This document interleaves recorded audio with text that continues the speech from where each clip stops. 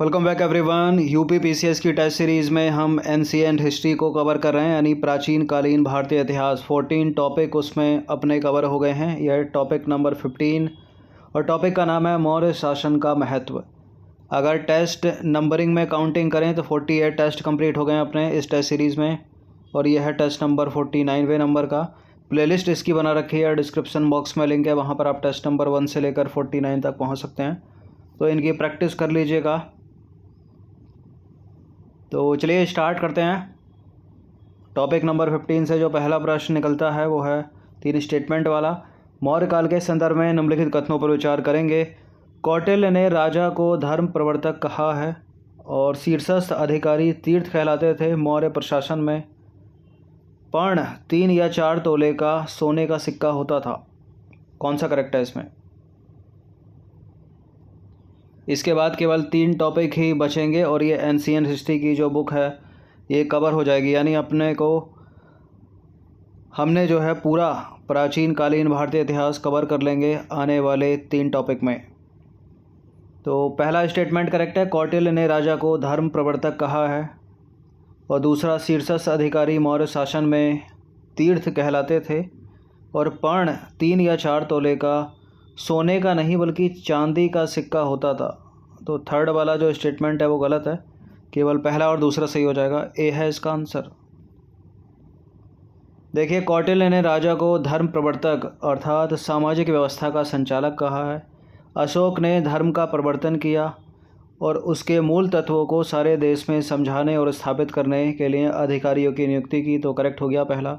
दूसरा भी करेक्ट है, मौर्य शासनकाल में शीर्षस्थ अधिकारी मतलब जो टॉप के अधिकारी थे वो तीर्थ कहलाते थे, और पर्ण जो है वो 3-4 तोले के बराबर चांदी का सिक्का होता था, न कि सोने का, और यह मुद्रा का प्रकार था। तो तीसरा वाला स्टेटमेंट जो है वो गलत है।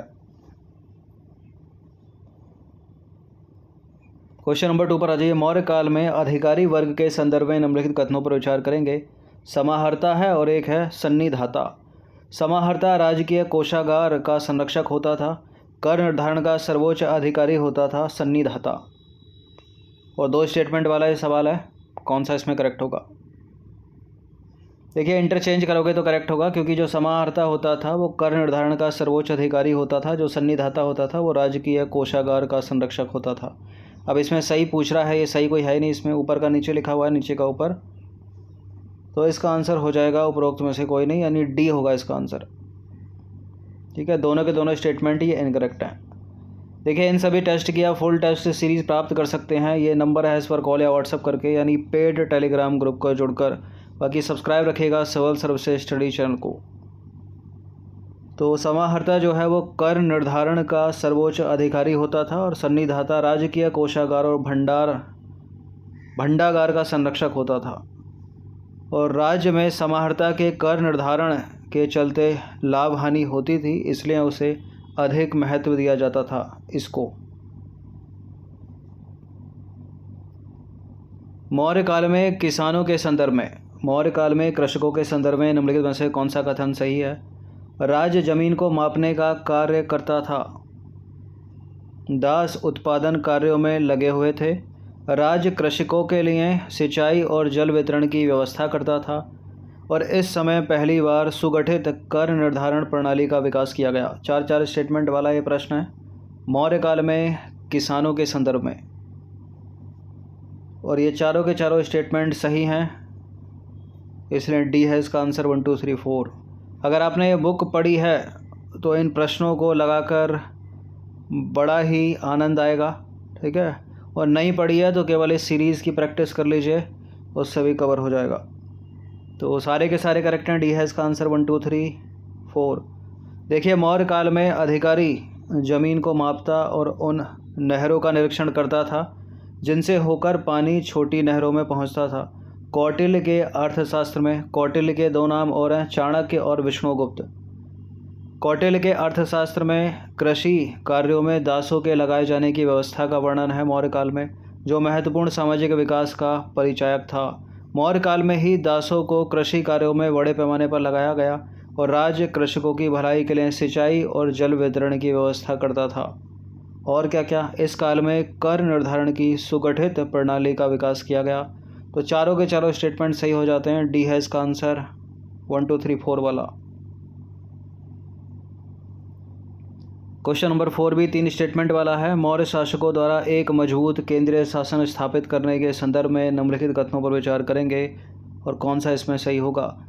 ऐसा नियंत्रण पाटलिपुत्र की अनुकूल अवस्थिति के कारण संभव हुआ और पाटलिपुत्र से जलमार्ग द्वारा राज्य कर्मचारी चारों ओर आ जा सकते थे। पूरे साम्राज्य में सुगठित सड़क मार्ग का विकास किया गया।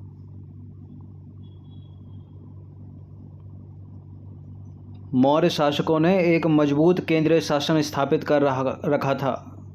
तो ये तीनों के तीनों कारण थे उसके, इसलिए 1 2 3 वाला स्टेटमेंट सही होना चाहिए। इसमें डी है इसका आंसर। देखिए, केंद्रीय नियंत्रण पाटलिपुत्र की अनुकूल अवस्थिति के कारण संभव हुआ, पहला वाला स्टेटमेंट सही है। यहाँ से जलमार्ग के द्वारा कर्मचारी चारों ओर आ जा सकते थे, तो दूसरा वाला भी स्टेटमेंट सही है। पूरे साम्राज्य में सड़कों का जाल बिछा हुआ था, तीसरा वाला स्टेटमेंट सही हो गया। और इस सुगठित सड़क मार्ग प्रणाली में पाटलिपुत्र से एक राजमार्ग वैशाली और चंपारण होते हुए नेपाल तक जाता था। तो तीनों के तीनों स्टेटमेंट करेक्ट, डी है आंसर। और मैगस्थनीज ने एक सड़क की चर्चा की है जो पश्चिमोत्तर भारत को पटना से जोड़ती थी। क्वेश्चन नंबर 5 पर आ जाइए। मौर्य काल की वास्तुकला के संदर्भ में कौन सा स्टेटमेंट इनकरेक्ट होगा। ठीक है, वास्तुकला पे बात करते हैं मौर्य काल की। बड़े पैमाने पर पत्थर की इमारत बनाने का काम आरंभ हुआ। पत्थर के स्तंभ राजस्थान में तैयार किए जाते थे और मौर्य शिल्पियों ने सबसे पहले बौद्ध भिक्षुओं के निवास के लिए चट्टानों को काटकर गुफाएं बनाई। और इस काल में पांडु रंग वाले बलुआ पत्थर के एक ही टुकड़े से बना स्तंभ उन्नत तकनीकी ज्ञान का भंडार है। ठीक है, पांडु रंग होता है लालिमा छाया हुआ पीला रंग। ठीक है, पांडु रंग वाले पत्थर के एक ही टुकड़े से बना स्तंभ जो है वो उन्नत तकनीकी का उदाहरण है कि इस प्रशासन में उन्नत तकनीकी थी। बड़े पैमाने पर पत्थर की इमारत बनाने का कार्य आरंभ हुआ। ठीक है, पत्थर के स्तंभ वाराणसी में तैयार किए जाते थे, ना कि राजस्थान में। तो दूसरा वाला स्टेटमेंट गलत है, यही आंसर होगा अपना। और मौर्य शिल्पियों ने सबसे पहले बौद्ध भिक्षुओं के निवास के लिए चट्टानों को काटकर गुफाएं बनाई, सी भी सही है। देखिए, पत्थर के स्तंभ वाराणसी के पास चुनार में तैयार किए जाते थे और यहीं से उत्तरी और दक्षिण भारत में पहुंचाए जाते थे। तो बी वाला स्टेटमेंट इनकरेक्ट है, बाकी सारे के सारे करेक्ट होंगे। इस काल में पत्थर की इमारत बनाने का काम भी भारी पैमाने पर शुरू हुआ और मौर्य शिल्पियों ने बौद्ध भिक्षुओं के निवास के लिए चट्टानों को काटकर गुफाएं बनाने की परंपरा शुरू की। इसका सबसे पुराना उदाहरण है बराबर की गुफाएं। देखिए, इस काल में पांडु रंग वाले बलुआ पत्थर के एक ही टुकड़ों से बना स्तंभ उन्नत तकनीक का उदाहरण है। ठीक है, पांडु रंग होता है कुछ लाली लिए हुए पीला रंग। नंबर 6 पर आ जाइए। गंगा के मैदान में नई भौतिक संस्कृति के विकास के संदर्भ में निम्नलिखित कथनों में से कौन सा सत्य होगा। लोहे का प्रचुर प्रयोग, आहत मुद्राओं की उपलब्धता, लेखन कला का प्रयोग। नीचे दिए गए कूट का प्रयोग करके सही उत्तर का चुनाव कीजिए। गंगा के मैदान में नई भौतिक संस्कृति के विकास के संदर्भ में यहाँ तीनों के तीनों सही हैं। डी है इसका आंसर 1 2 3। देखिए, गंगा के मैदान की इस नई भौतिक संस्कृति के आधार थे लोहे का प्रचुर प्रयोग, आहत मुद्राओं की बहुतायत, लेखन कला का प्रयोग, उत्तरी काला पालिशदार मृदुभांड उठते हैं मिट्टी के बर्तन। ठीक है, भरमार थी उनकी। और पकी ईंटों और छल्लेदार कुओं का प्रचलन और सबसे ऊपर पूर्वोत्तर भारत में नगरों का उदय। क्वेश्चन नंबर 7 पर आ जाइए। निम्नलिखित में से कौन अंतिम मौर्य सम्राट था। इम्पोर्टेंट है ये प्रश्न। अंतिम मौर्य सम्राट या मौर्य वंश की स्थापना, वो एक अलग सवाल, ये एक अलग सवाल, ऐसे ही पूछा जा सकता है। तो वो था बृहदत्त, ऑप्शन नंबर बी। देखिए, बृहदत्त जो था वो अंतिम मौर्य सम्राट था या शासक था। बृहदत्त की हत्या पुष्यमित्र शुंग के द्वारा की गई थी और शुंग वंश की नींव रखी थी पुष्यमित्र शुंग ने। क्वेश्चन नंबर 8 पर आ जाइए। अशोक की उपाधि देवनाम पियदशी के संदर्भ में विचार करेंगे। देवनाम पियदशी उपाधि जो है वो अशोक द्वारा हिंदू धर्म में उसकी आस्था का प्रतीक है। यह उपाधि संगम राजाओं ने भी धारण की। बिल्कुल ये करेक्ट है, दोनों के दोनों स्टेटमेंट सी है इसका आंसर। देखिए, अशोक ने मगध राज सिंहासन पर बैठने के पश्चात देवनाम पियदशी की उपाधि धारण की। यह प्रथम लघु शिलालेख को छोड़कर अन्य सब अभिलेखों में मिलता है, जो उसकी हिंदू धर्म में आस्था का प्रतीक है। देवनाम पियदशी उपाधि जो है तमिल में अनुदित संगम में उल्लेखित राजाओं ने धारण की।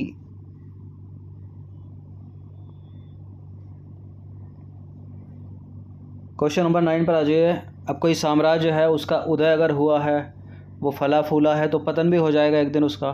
तो मौर्य साम्राज्य के पतन के कारणों के संदर्भ में विचार करना है आपको, जैसे कि इंडस वैली सिविलाइजेशन का पतन हो गया।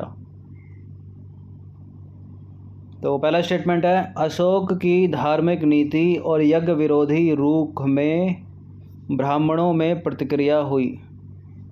मौर्य शासन में वित्तीय संकट उत्पन्न हो गया। ठीक है, अशोक इतना दान करता था कि खजाना खाली हो गया उसका। तीसरा स्टेटमेंट है, प्रांतों में दमनकारी शासन था। कौन कौन सा करेक्ट है इसमें? मौर्य साम्राज्य के पतन के कारणों के संदर्भ में तीनों के तीनों स्टेटमेंट सही हैं। डी है इसका आंसर 1 2 3। देखिए, अशोक की धार्मिक नीति ब्राह्मणों के विरुद्ध थी। उसने पशु पक्षियों के वध को निषिद्ध कर दिया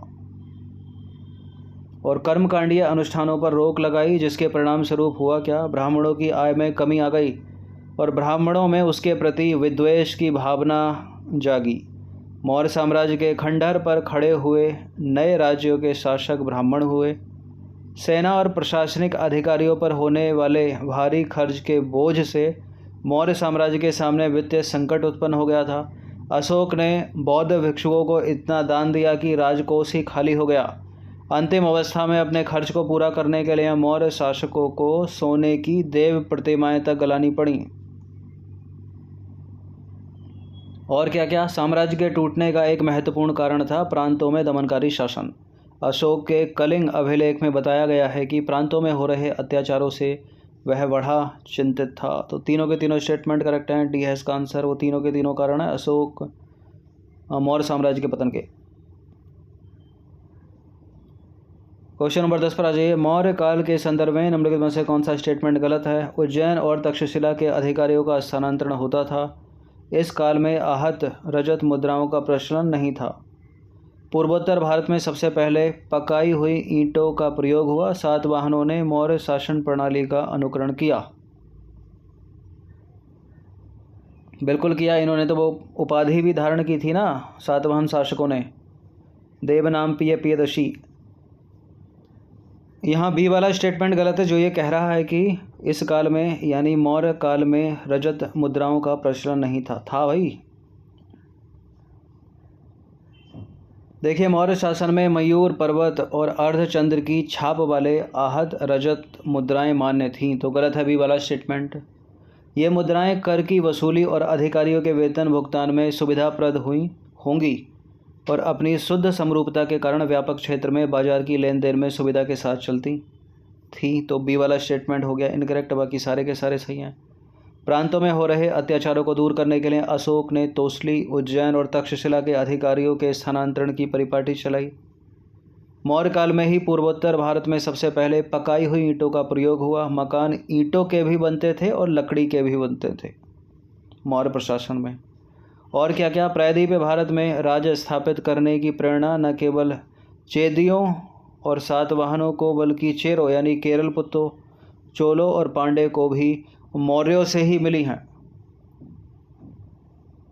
ठीक है, प्रायद्वीप भारत में राज्य स्थापित करने की प्रेरणा मौर्यों ने किस किस को दी? सातवाहनों को दी, चेदियों को दी, चेरों को दी, चोलों को दी और पांड्यों को दी। क्वेश्चन नंबर 11 पर आ जाइए। चीन की दीवार के संदर्भ में स्टेटमेंट है, यहाँ पर दो दो बताना है कि कौन सा करेक्ट होगा इसमें। चीन की विशाल दीवार का निर्माण शी हुआंगती ने यूनानियों के हमले से अपने साम्राज्य की सुरक्षा करने के लिए किया था। और यूनानियों ने उत्तर अफ़गानिस्तान में बैक्ट्रिया नामक राज्य स्थापित किया था। Bactria Bactria Bactria. यहाँ दो स्टेटमेंट, पहले क्वेश्चन दो चीज़ों से कट सकता है। कैसे कि चीन की विशाल दरबार का निर्माण किसने करवाया था, यहाँ लिखा शी हुआंगती। और क्यों करवाया, यूनानियों के हमले से अपने साम्राज्य की सुरक्षा के लिए।